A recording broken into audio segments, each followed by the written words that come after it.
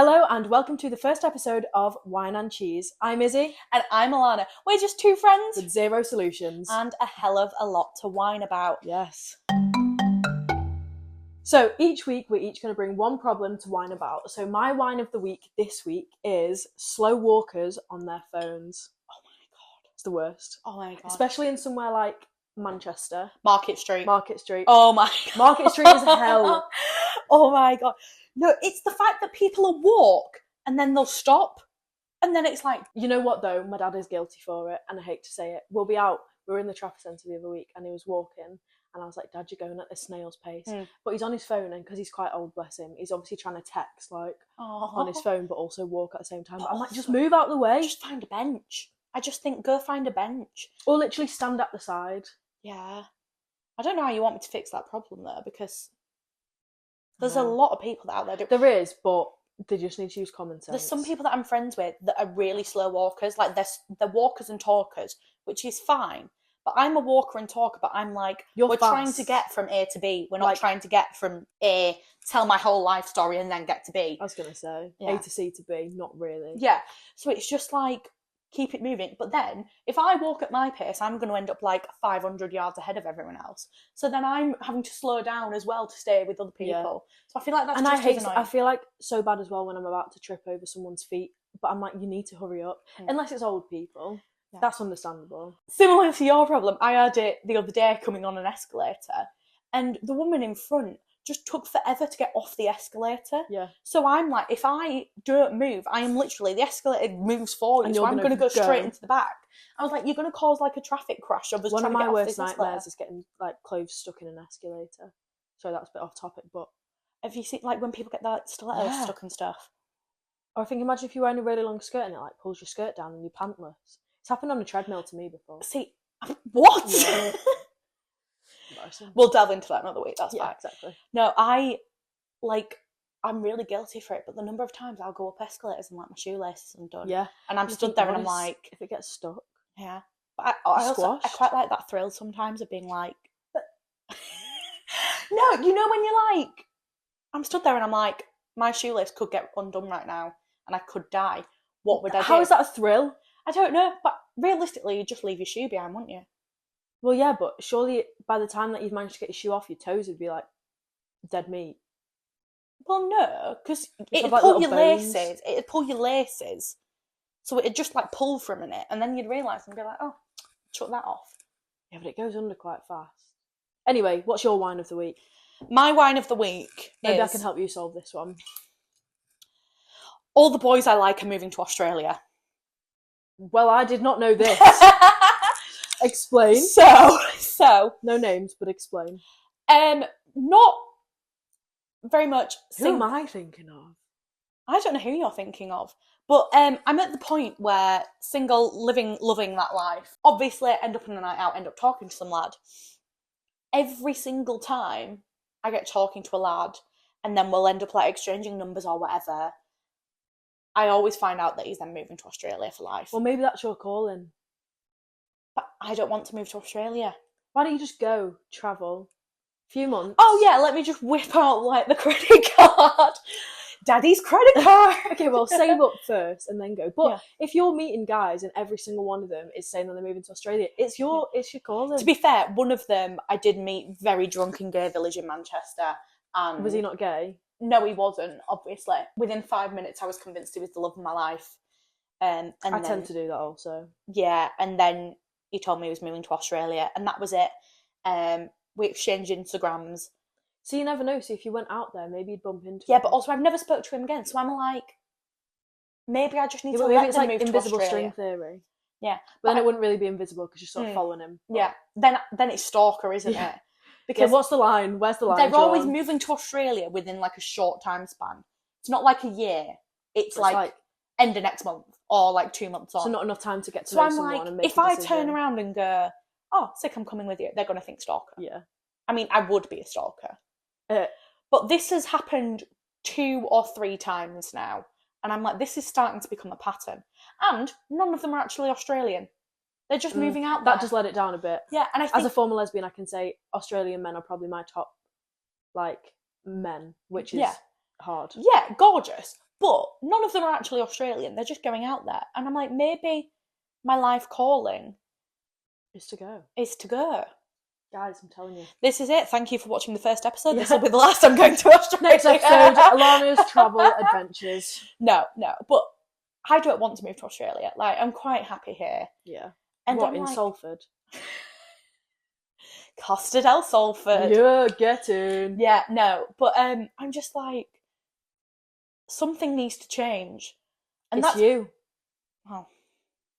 Is that your solution? I'm the problem. Yeah, there we go.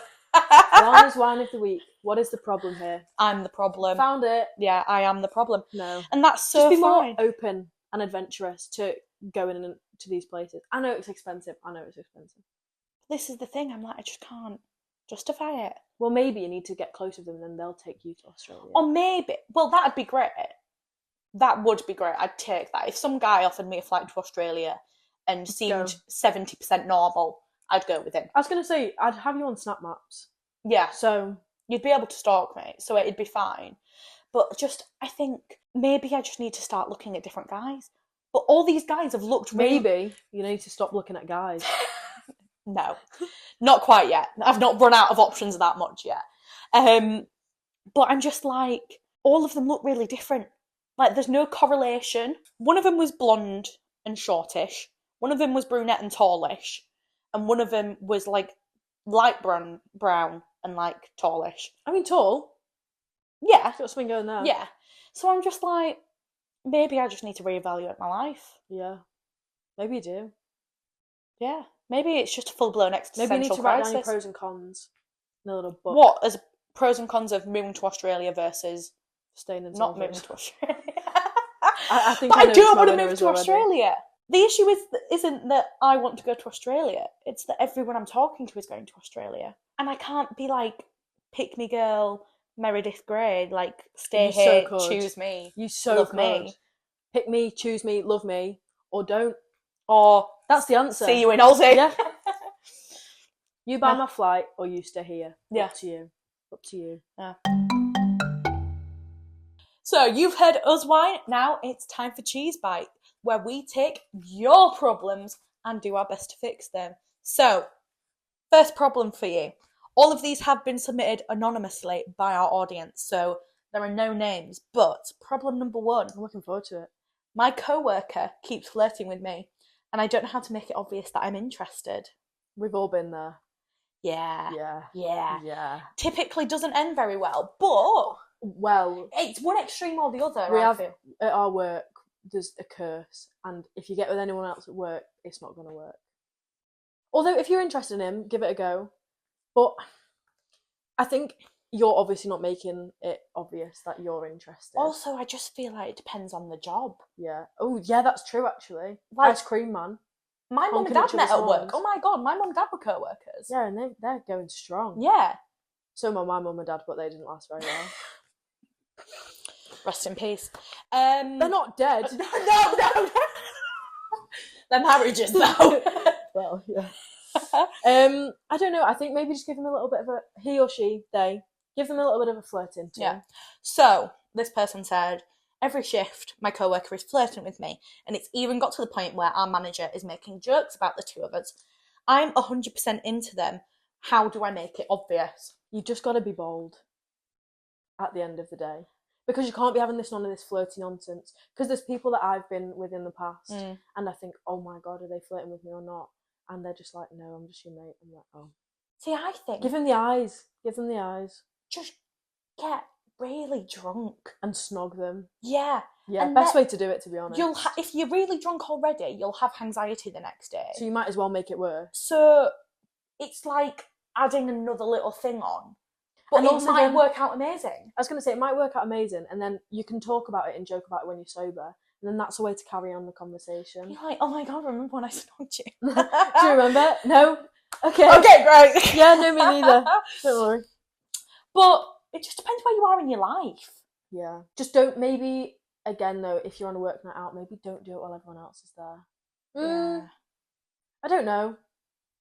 Depends how much attention you want from it, doesn't it? Yeah.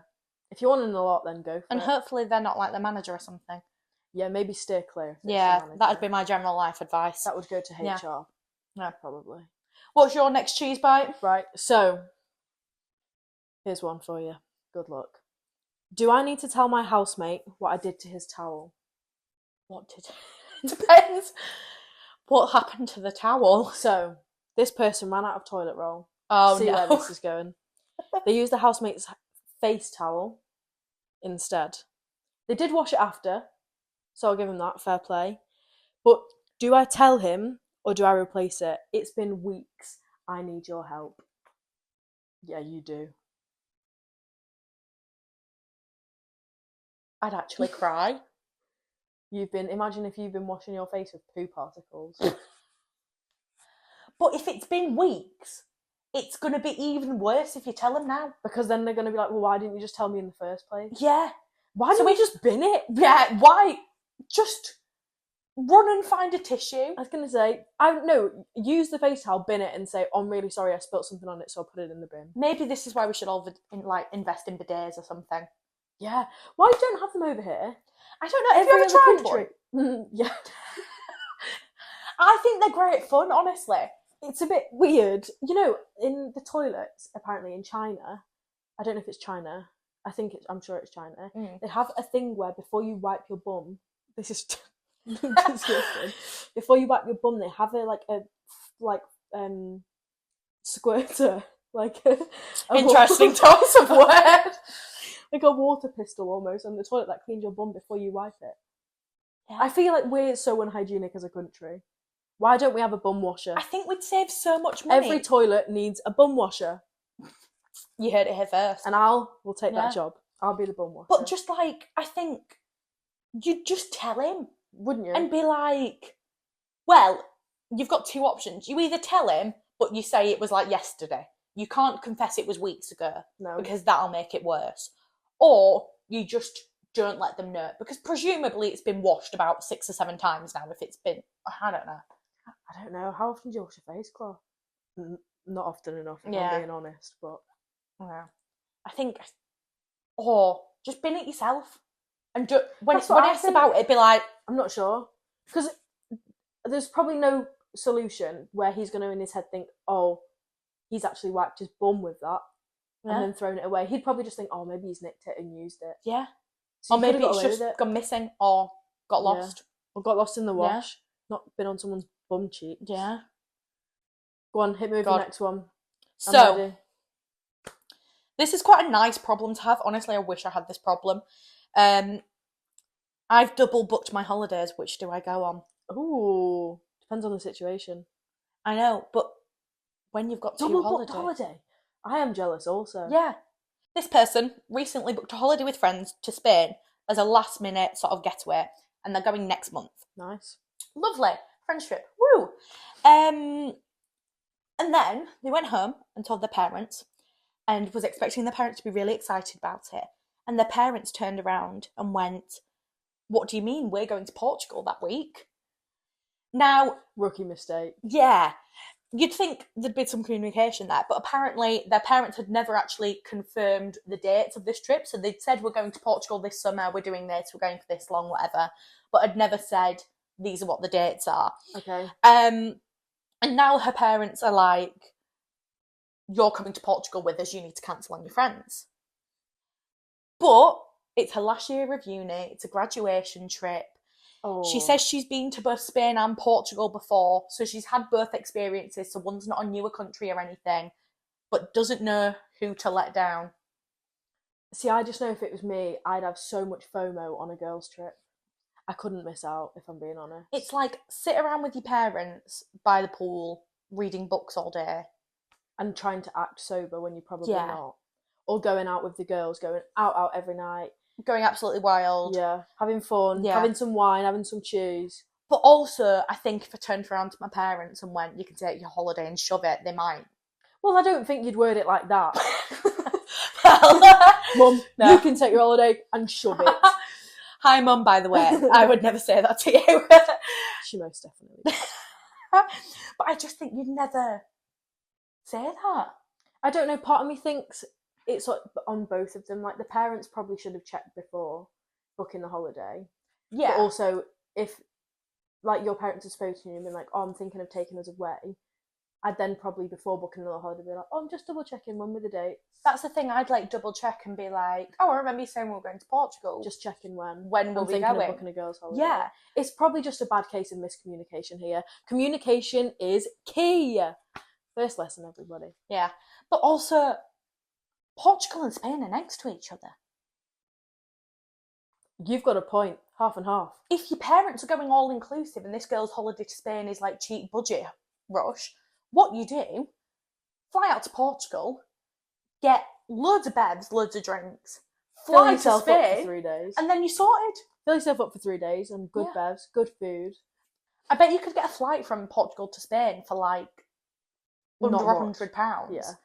And it'll probably be worth the extra £100 to maybe please both. But again, I'd still have FOMO of the girls' holiday. Or you cancel both. Take yourself to Disneyland. There you go. Surprise! Yep, solo trip, self-love, all of that stuff. That's not a bad shout. Yeah. Or you just pick like your favourite parent and your favourite friend and go away with them. Go with them. Yeah. I've got another one about friendship for you. Go on. How do I tell my friend group I don't like them? Interesting. Yeah. So it's a group of 8 at uni. This person only likes one person out of this 8 people friendship group. Are we talking like, wink, wink, nudge, nudge, or just we get along? Just like get along. Okay. Good friends. How do you be honest? Because they're losers. Being really blunt there, I'm going to be real. I think the other 8 friends need to cut this person out of the friend group. Yeah? I mean, harsh, sorry to whoever submitted this, but maybe they're the problem. You're the whiner. Yeah. You're the problem. But I just think, first of all, if this is a first year friend group at uni where there's 8 of you, you're not going to last anyway. It's not going to last very long. I think first year there was about 8 of us. Yeah. And now look who's left. Yeah, the 2 bitches. No one likes them. The 2 bitches. Christy and Kelly. But I just think, like, I mean, if you are, like, confident that, like, I hate all of these people, I can't be dealing with them, you just stop hanging out with them. I was going to say, why are you hanging out with them if you don't like them? I'm sorry, but yeah, you're wasting your own time there, really. You're never going to like everyone on your course, everyone in your group. Like, it's never going to happen. No. So I think just either you've got to be ruthless. Maybe they feel the same way about you as well. This is what I'm saying. Might be doing you both a favour here. This is what I'm saying. I think just stop hanging out with them. Yeah. Find some new mates. Yeah. What's the point in having mates that you don't like? Why are you mates with them if you don't like them? Well. All right, come on. That's really mean. That's really hurt my feelings. And it's a good job because I don't like you either. But I just genuinely think that maybe this person is the problem in the friend group. As much as I hate to admit it, I think so too.